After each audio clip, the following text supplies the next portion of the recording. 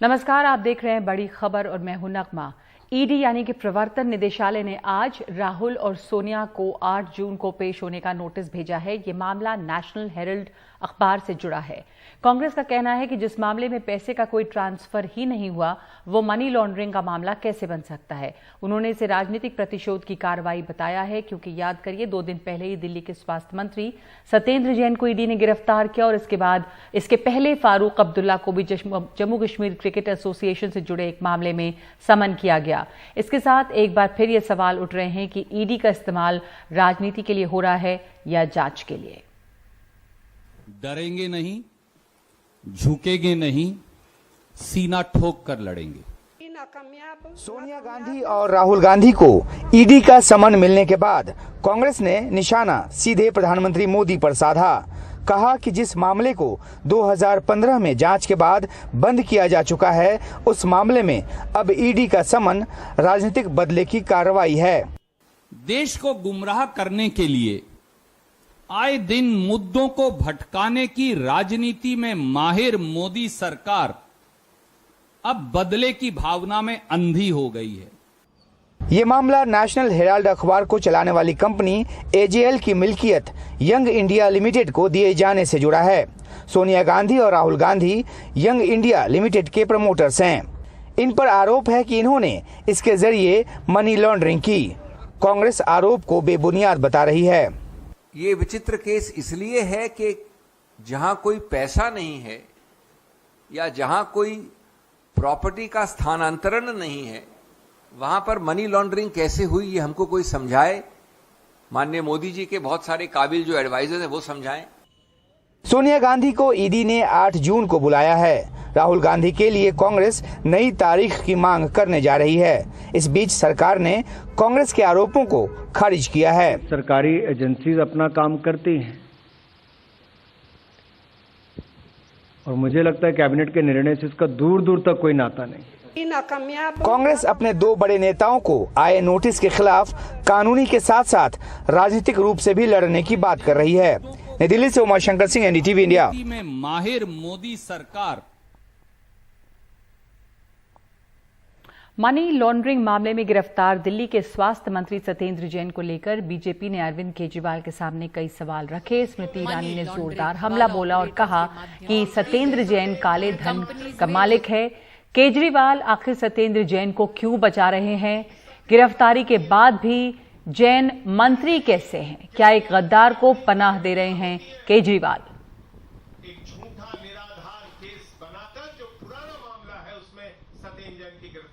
कल केजरीवाल जी ने अपने प्रेस के वक्तव्य में कहा,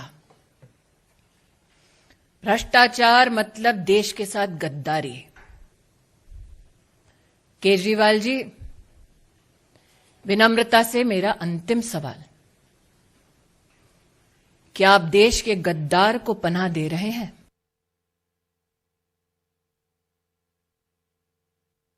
मैं तो हमेशा से कह रहा हूं कि वो सबसे कट्टर ईमानदार आदमी है, कट्टर देशभक्त आदमी है सत्येंद्र जैन। उनको गलत तरीके से फंसाया जा रहा है, पर कोई बात नहीं, ईडी जांच करना चाहती है कर ले, सारी जांच से साफ सुथरे निकल के आएंगे। और वो तो ऐसे व्यक्ति हैं जिस पे देश को गर्व होना चाहिए। उन्हें तो मुझे लगता है कि पद्म भूषण, पद्म को जो भी सबसे टॉप है, पद्म विभूषण देना चाहिए।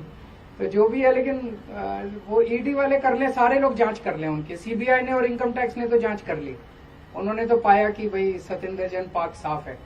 ईडी वाले और कोई कंपनी नहीं, कोई जमीन नहीं, सारी फर्जी बातें, सारी झूठी और निराधार बातें। जिन कंपनियों से उनका कोई लेना देना नहीं, तमाम ऐसी बातें जो जिन कंपनियों को पहले छोड़ चुके हैं। ये तमाम मुद्दे आप उठा रहे हैं। जो लोग शहीदों के ताबूत में घोटाले के दोषी हैं, जिन्होंने भारत माता के रक्षा सौदे राफेल में दलाली खाई, जिन्होंने भगवान श्री राम को नहीं छोड़ा, राम मंदिर में चंदा चोरी कर ली, आज वो भ्रष्टाचार के खिलाफ उपदेश देते फिर रहे। जिनका राष्ट्रीय अध्यक्ष कैमरे पर रिश्वत लेते हुए पकड़ा गया, वो हमें नैतिकता सिखा रहे हैं। गब्बर सिंह हमें अहिंसा पे भाषण दे रहा है। और उधर अखिलेश यादव दिल्ली आकर आजम खान से मिले। वो अस्पताल में भर्ती हैं आजम खान, और ये मुलाकात 2 घंटे के लिए चली। दोनों के बीच सूत्रों के मुताबिक रामपुर लोकसभा के उपचुनाव और राज्यसभा चुनावों पर बात हुई।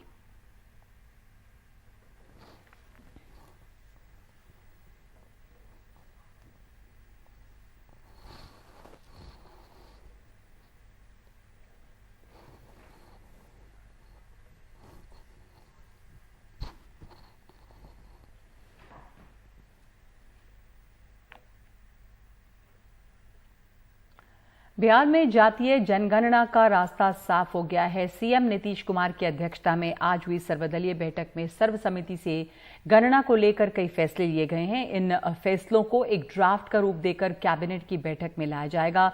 फैसला हुआ है कि सभी धर्मों को जातियों के साथ ही उपजातियों की भी गणना की जाएगी। बैठक के बाद नीतीश कुमार ने कहा कि सर्वसम्मति से ये फैसला हुआ है कि जातीय जनगणना हो। किसी ने भी इसको लेकर विरोध नहीं किया। कैबिनेट के माध्यम से एक समय सीमा के भीतर इसे पूरा किया जाएगा। गणना के लिए विशेष ट्रेनिंग में भी कराई जाएगी, जिसके लिए जितने भी पैसों की जरूरत होगी उसका इंतजाम किया जाएगा। बैठक में बीजेपी और की तरफ से डिप्टी सीएम तारकेश्वर प्रसाद, आरजेडी की ओर से तेजस्वी यादव, कांग्रेस विधायक अजीत शर्मा, माले विधायक महबूब आलम मौजूद रहे। कुल 28 दलों के प्रतिनिधि यहां पहुंचे। एक समय सीमा हम लोग बहुत कम समय का निर्धारण करते हैं। आपस में बातचीत हो गई, लेकिन उसको कैबिनेट से लेकर के ही करके ये हम लोग घोषित कर देंगे। आज हम लोगों की आपस में बातचीत हो गई, लेकिन अभी कुछ कहते हैं तो जब एक बार कैबिनेट में कर लेंगे वही चीज, तो उसको सबको प्रकाशित कर देंगे। एक समय सीमा हम लोगों ने निर्धारित कर दिया है और सब लोगों को हर स्तर पर, चाहे किसी भी धर्म के हो, किसी भी इसके हो, सब लोगों का पूरे तौर पर पूरा का पूरा इसका आकलन किया जाए। इसका करने का मकसद है, हम सब लोगों की राय है कि लोगों को आगे बढ़ाने का, लोगों के फायदे के लिए हम लोग कर रहे हैं।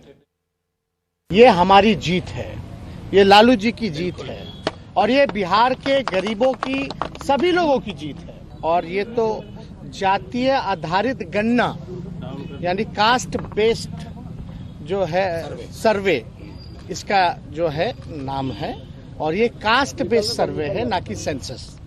तो ये स्पष्ट हो जाना चाहिए सभी लोगों को कि ये जातीय आधारित गणना है।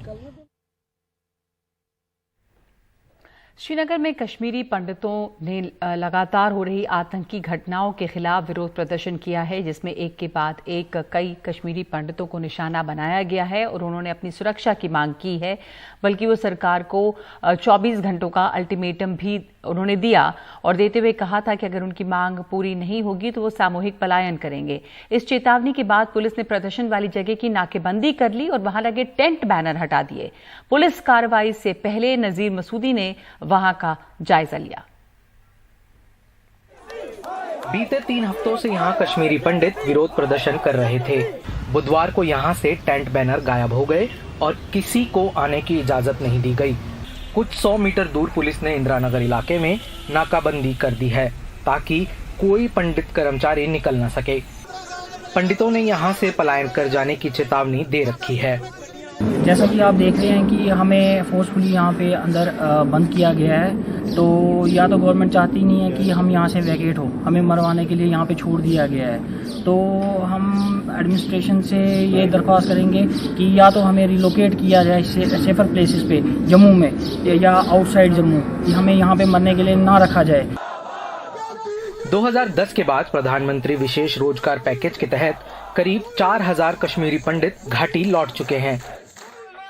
12 मई को राहुल भट्ट की हत्या के बाद वो काम पर जाने से इनकार कर चुके हैं। कुलगाम में स्कूल शिक्षक रजनी बाला की हत्या के बाद उन्होंने चेतावनी दी कि अगर उन्हें 24 घंटे के भीतर सुरक्षित जगहों पर नहीं भेजा गया तो वो सामूहिक पलायन कर जाएंगे। मगर बुधवार को उन्होंने देखा कि कई ट्रांजिट कैंप लॉक हो चुके हैं। अनंतनाग के वेसू में जो सबसे बड़ा कैंप है, सैकड़ों कर्मचारियों ने भीतर ही प्रदर्शन किया।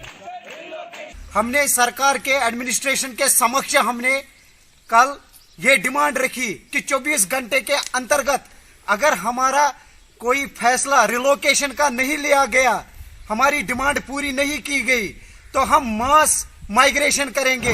सरकार की चुनौतियां दिन ब दिन बढ़ती ही जा रही हैं। कश्मीरी पंडितों के बाद सैकड़ों मुलाजिम जो जम्मू से ताल्लुक़ रखते हैं और कश्मीर घाटी में काम करते हैं, वो अपने तबादले का मुतालबा कर रहे हैं। वो कहते हैं कि रजनी बल्ला के कत्ल के बाद उन्हें अपने आप को यहाँ सुरक्षित महसूस दिखाई नहीं दे रहा है। साफ बात है कि डर की वजह से सैकड़ों मुलाजिम यहाँ नौकरी भी नहीं कर पाते। श्रीनगर से नजीब। और एक ब्रेक के बाद फिल्म सम्राट पृथ्वीराज का प्रमोशन करते करते इतिहास की गली में उतर आए अब अक्षय कुमार।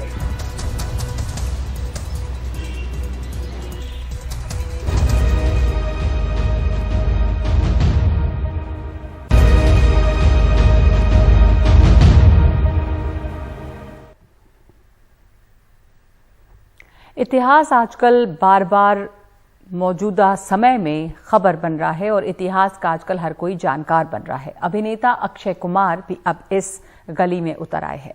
नई फिल्म आ रही है उनकी सम्राट पृथ्वीराज और उसके रिलीज होने के पहले फिल्म के प्रमोशन के बहाने वो देश के शिक्षा मंत्री से ये अपील कर रहे हैं कि पृथ्वीराज चौहान और महाराणा प्रताप जैसे भारतीय राजाओं के बारे में भी पढ़ाना चाहिए, सिर्फ मुगलों जैसे हमलावरों के बारे में नहीं।